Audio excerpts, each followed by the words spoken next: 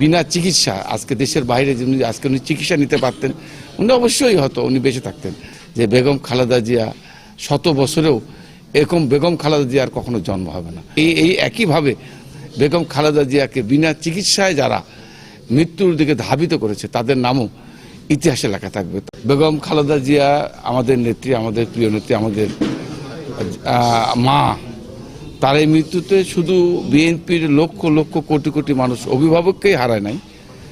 হ্যাঁ, আমরা মনে করি যে বাংলাদেশের মানুষ যে ঐক্যের যে প্রতীক, যার উপর এদেশের মানুষ ভরসা করতেন, ভরসার প্রতীক, ঐক্যের প্রতীক, তাকে আজকে হারিয়েছে। তার এই শূন্যস্থান আর কখনো শত বছরেও তার এই শূন্যস্থান কখনোই পূরণ হবে বলে আমি বিশ্বাস করি না। কারণ ওনার এই অনুপস্থিতি, তার এই যে আজকে উনি যে বেঁচে ছিলেন হাসপাতালে, তারপরও বিএনপির লক্ষ কোটি মানুষ মনে করেছেন যে আমাদের মা বেঁচে আছেন, আমাদের অভিভাবক বেঁচে আছেন।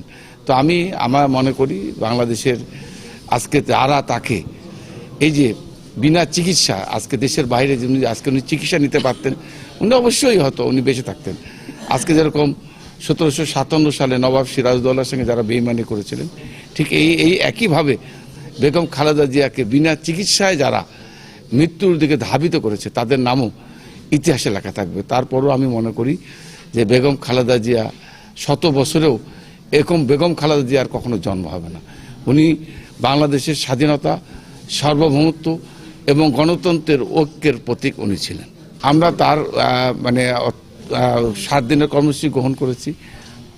কোরআন তেলাওয়াত শুরু হয়ে গেছে, কালো পতাকা উত্তোলন করা হয়েছে, আমাদের কালো ব্যাজ ধারণ করা হয়েছে এবং তার জন্য শোক বই বিএনপি আমাদের জেলা অফিসে শোক বই আমরা রেখেছি। সবাই সেখানে শোক বই স্বাক্ষর করবে এবং আমরা 7 দিনব্যাপী কর্মসূচি গ্রহণ করেছি। এবং আমি মনে করি শুধু বাংলাদেশে নয়, নাটোরের সমস্ত মানুষ তার এই মৃত্যুকে সকলেই শোকাহত।